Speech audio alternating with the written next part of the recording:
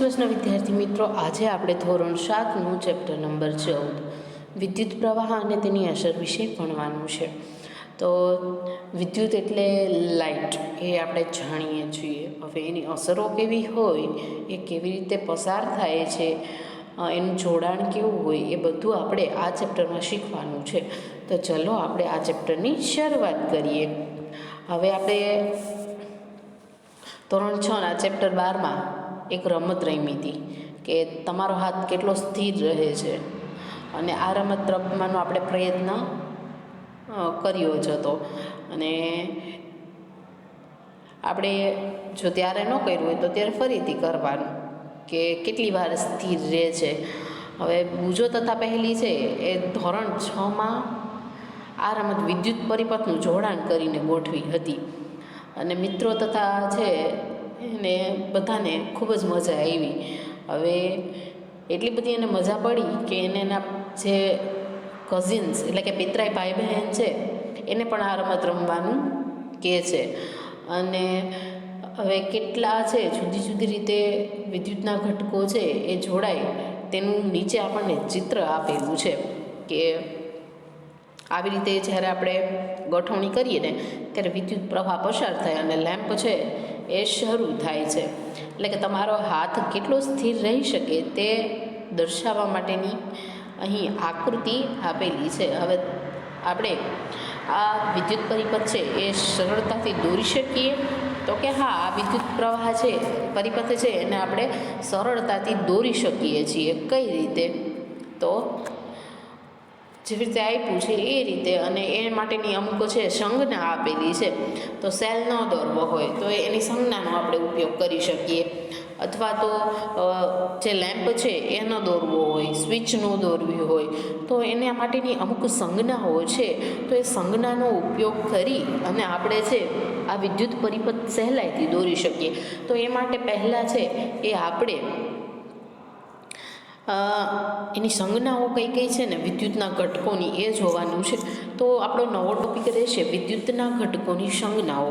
તો સામાન્ય વ્યવહારમાં વપરાતા કેટલાક વિદ્યુતના ઘટકો એની સંજ્ઞા વડે દર્શાવવામાં આવે છે, જેની આપણને એક યાદી આપેલી છે જે આપણે હમણાં જોશું. તો અલગ અલગ સંકેતોનો ઉપયોગ છે એ આપણે ઘણા અલગ અલગ પુસ્તકોમાં જોયો હશે. તો એ સંકેતો છે એનો ઉપયોગ કરી અને આપણે આસાનીથી વિદ્યુત પરિપથ ડ્રો કરી શકીએ છીએ. હવે સંજ્ઞાનો ઉપયોગ કેવી રીતે કરવાનો છે એ અહીં જોવાનું છે. હવે વિદ્યુત કોષની સંજ્ઞા છે એમાં એક પાતળી તથા લાંબી રેખા અને સમાંતર બીજી ટૂંકી અને જાડી રેખા છે, જે અહીં આપણને આકૃતિમાં દર્શાવ્યું છે કે વિદ્યુત સેલ છે જે વિદ્યુત કોષ એની સંજ્ઞા અહીં દર્શાવી છે. તો એ શું દર્શાવે તો કે ધન તથા ઋણ એમ બે ધ્રુવ દર્શાવે છે, અને જે લાંબી રેખા છે એ ધન ધ્રુવ છે, અને ટૂંકી અને જે જાડી રેખા છે એ ઋણ ધ્રુવ છે એ દર્શાવે છે. હવે વિદ્યુત કળ લઈએ તો જ્યારે એને સ્વિચ કહેવામાં આવે તો એ જોડાણની અવસ્થામાં ઓન અથવા તો ઓફ, એટલે કે સ્વિચ ચાલુ અથવા બંધ અવસ્થામાં છે તો એની સંજ્ઞા આપેલી છે જુદી જુદી. કઈ? તો એ આપણે જોઈએ. તો વિદ્યુતના જુદા જુદા ઘટકોના જોડાણથી તારને રેખા વડે દર્શાવવામાં આવ્યો છે. અહીં તાર જોઈ શકો ને, એને એક પાતળી રેખા વડે એને દર્શાવ્યો છે. હવે બેટરીને પણ સંજ્ઞા આપેલી છે. તો વિદ્યુત કોષ શું છે એ આપણે જાણીએ છીએ તો કે આપણે ઇલેક્ટ્રિક સેલ જે યુઝ કરીએ એને આપણે વિદ્યુત કોષ કહીએ ને. તો કે વિદ્યુત કોષ છે એ શેનો બનેલો હોય તો કે અમુક પ્રકારના જે કેમિકલ છે એનો ઉપયોગ કરી અને વિદ્યુત કોષ છે એને બનાવવામાં આવે છે. તો એ પહેલાં આપણે સંજ્ઞા જોઈ લઈએ. તો કે વિદ્યુત કોષની સંજ્ઞા એની બાજુમાં આપેલી છે. એ પછી વિદ્યુત બલ્બ છે એની સંજ્ઞા છે. જ્યારે વિદ્યુત કળ એટલે કે સ્વિચ ઓન હોય એની સ્થિતિ, સ્વિચ ઓફ હોય એની સ્થિતિ, બેટરી અને જોડાણ માટેનો જે તાર છે એની સંજ્ઞા આપેલી છે. હવે વિદ્યુત કોષનું જોડાણ કરીએ ત્યારે આપણે ખાસ એ નોંધ લેવાની કે એક વિદ્યુત કોષનો ધન ધ્રુવ અને ત્યાર પછી વિદ્યુત કોષનો જે ઋણ ધ્રુવ છે એ જોડવામાં આવે. કારણ કે ધન અને ધન બંને ધન ધ્રુવ જોડશું તો બેટરી ચાલુ થશે નહીં. એટલા માટે ધન પછી ઋણ ધ્રુવ હોવું ખૂબ જરૂરી છે. એટલે કે આવા 2 કે 2 થી વધુ વિદ્યુત કોષના જોડાણને આપણે બેટરી કહી શકીએ છીએ. બેટરી એટલે બીજું કાંઈ નહીં, જે આપણને ઉપર વિદ્યુત કોષ આપ્યો છે ને એક સેલ, એવા 2 કે 2 થી વધુ સેલનું જે જોડાણ થાય ને એને બેટરી કહેવામાં આવે. હવે ટોર્ચ, ટ્રાન્ઝિસ્ટર, રેડિયો, રમકડા, ટીવીનું રિમોટ કંટ્રોલ જેવા ઘણા બધા વિદ્યુત ઉપકરણોમાં આપણે વિદ્યુત કોષનો ઉપયોગ છે એ કરીએ છીએ. જો કે કેટલાક ઉપકરણોમાં આકૃતિ આપણને આગળ દર્શાવી છે તો એ આપણે જોવાની છે કે એમાં હંમેશા શું છે તો કે એકની પાછળ એક એવી રીતે ગોઠવામાં આવતા નથી. પણ કેવી રીતે ગોઠવવામાં આવે છે તો કે જે ધન ધ્રુવ છે એના પછી ઋણ પછી પાછો ધન પછી પાછો ઋણ આવે, એ રીતે એનું જોડાણ કરવામાં આવે. હવે આવું શા માટે તો કે તો જ છે એ વિદ્યુત પરિપથ પૂર્ણ થાય અને જે સાધન આપણે ચાલુ કરવું છે એ ચાલુ થાય. હવે વિદ્યુત કોષ છે એને સાચી રીતે ગોઠવવા માટે પ્લસ અને માઇનસની સંજ્ઞા છે એ ખૂબ મદદરૂપ થાય છે. તો વિદ્યુત કોષ છે એના જોડાણથી બેટરી કેવી રીતે બને ને એ આપણે હવે જોવાનું છે. તો અહીં આપણને ધન અને ઋણ ધ્રુવ કેવી રીતે જોડેલા છે ને એ પેલી આકૃતિમાં બતાવ્યું છે. અને બીજી જે આકૃતિ છે એમાં ધન ધ્રુવનો છેડો લઈ ઋણ ધ્રુવને જોડો, ઋણ ધ્રુવનો છેડો લઈ ધન ધ્રુવને જોડો, આવી રીતેનું કંઈક જોડાણ આપેલું છે. હવે આગળ જોઈએ તો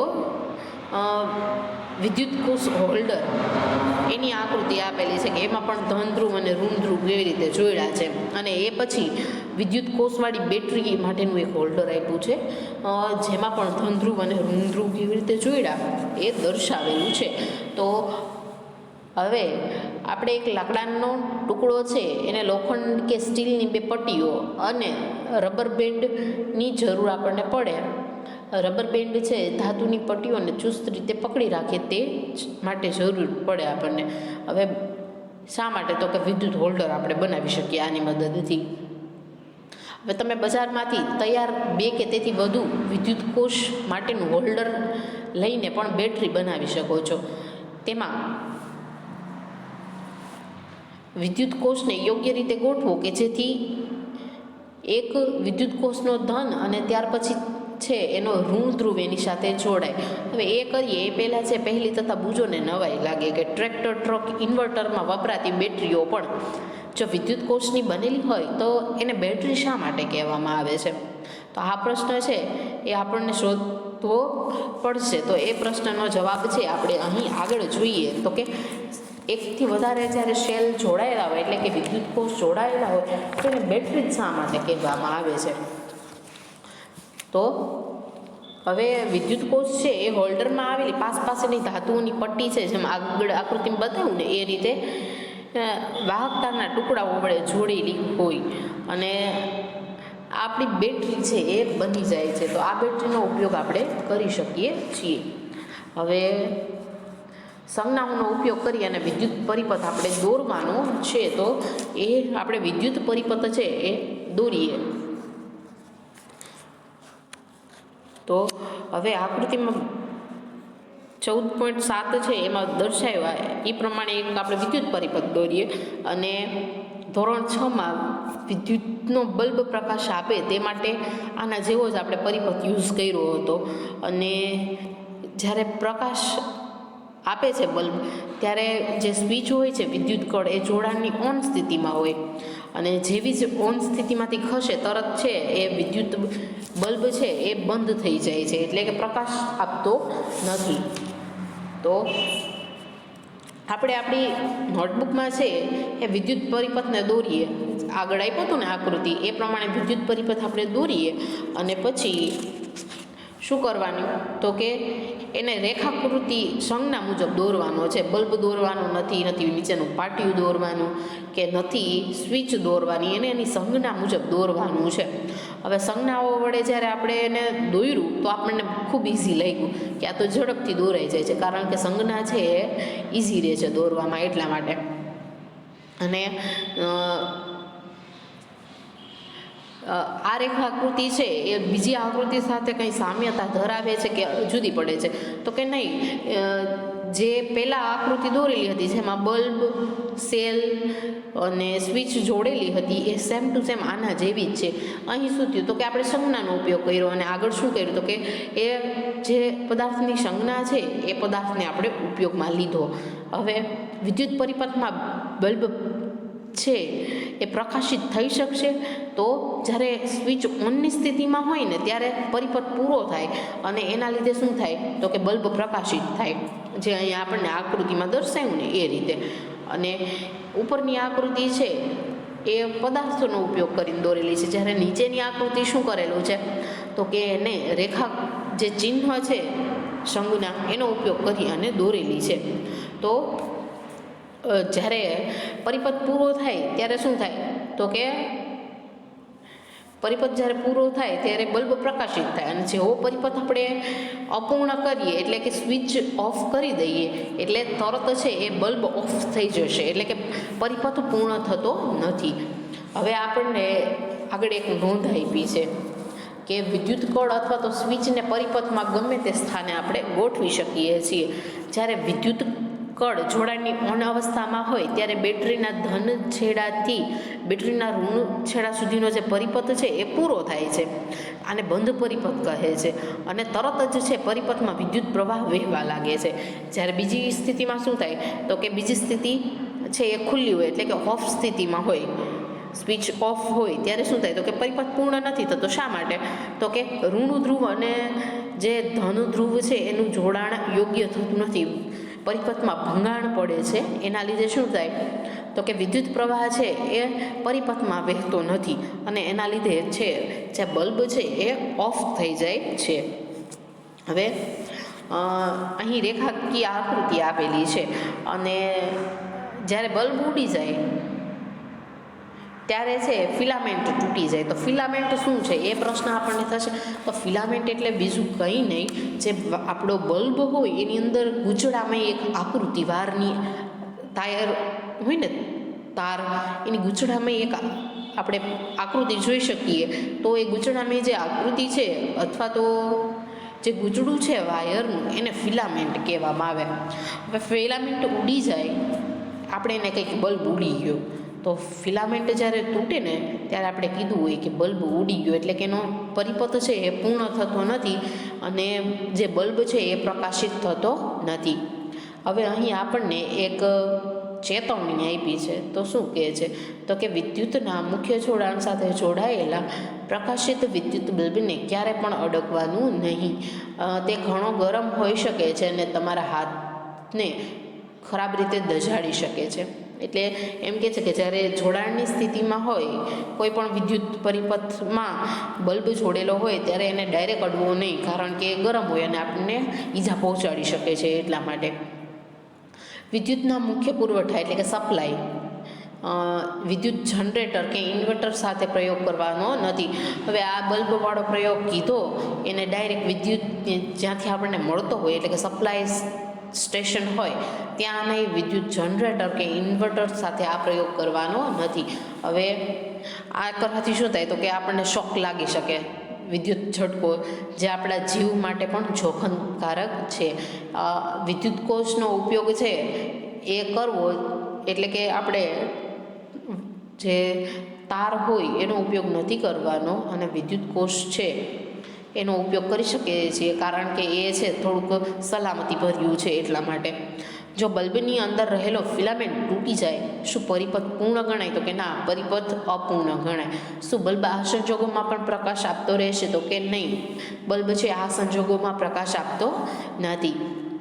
હવે કદાચ છે આપણે નોંધવું હોય કે પ્રકાશ આપતો બલ્બ ગરમ હોય તો આવું શા માટે થાય? તો કે અંદરની જે ફિલામેન્ટ છે એ ધીમે ધીમે ગરમ થાય છે, એના લીધે જે લેમ્પ છે એ પ્રકાશિત થાય છે અને જેમ જેમ ફિલામેન્ટનું ટેમ્પરેચર વધે એમ જે બહારની સપાટીનો કાચ છે એ પણ ગરમ થતો જાય છે.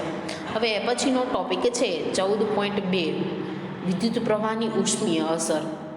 તો એ ભણીએ એ પહેલાં આપણે પ્રવૃત્તિ 14.2 કરવાની છે. તો પ્રવૃત્તિ 14.2માં શું કીધું? તો એક વિદ્યુત કોષ લેવાનો છે, વિદ્યુત બલ્બ લેવાનો, વિદ્યુત કળ લેવાનું અને એક જોડાણ માટેનો તાર લેવાનો છે. અને આકૃતિમાં આપ્યું ને, જેમ આગળ આકૃતિ આપણને આપી હતી અહીં, આ આકૃતિ મુજબ આપણે એનું જોડાણ કરવાનું છે. અને આ પ્રવૃત્તિ માટે માત્ર આપણે એક જ વિદ્યુત કોષનો ઉપયોગ કરવાનો છે અને વિદ્યુત કળને ખુલ્લી સ્થિતિમાં રાખવાનું છે અને ચેક કરવાનું કે બલ્બ પ્રકાશ આપે છે કે નહીં. તો કે નહીં, બલ્બ છે એ પ્રકાશ આપશે નહીં, કારણ કે ઓફની સ્થિતિમાં છે સ્વિચ, એટલા માટે. હવે વિદ્યુત કળ છે એને ઓનની સ્થિતિમાં લાવવાનું અને આશરે વિદ્યુત બલ્બને 1 મિનિટ સુધી પ્રકાશિત થવા દેવાનો છે. એટલે કે જ્યારે ઓનની સ્થિતિમાં લાવશું તો બલ્બ છે એ પ્રકાશિત થશે, તો એને 1 મિનિટ સુધી રહેવા દેવાનું અને પછી છે બંધ કરી અને પછી આપણે બલ્બનો સ્પર્શ કરવાનો. આપણને શું અનુભવ થાય? તો કે જે લેમ્પ છે એ ગરમ થયેલો આપણને અનુભવાય છે. હવે વિદ્યુત કળને ફરીથી ખુલ્લી સ્થિતિમાં લાવી અને ફરીથી ટચ કરો. જેવી ખુલ્લી સ્થિતિમાં લાવશો અને ટચ કરશો તો થોડો થોડો ગરમ હશે, પણ જેવું 2 થી 3 મિનિટ પછી તમે જોશો ને તો એ લેમ્પ છે એ ઠંડો પડી ગયેલો જોવા મળે છે. તો એ શું દર્શાવે છે? તો કે જેમ ફિલામેન્ટ ગરમ થાય એમ બહારના કાચમાં પણ આપણને ફેરફાર જોવા મળી શકે છે. તો અહીં છે આપણે ભાગ 1 પૂરો કરીએ. ભાગ 2 છે એ આપણે નેક્સ્ટ લેક્ચરમાં જોશું.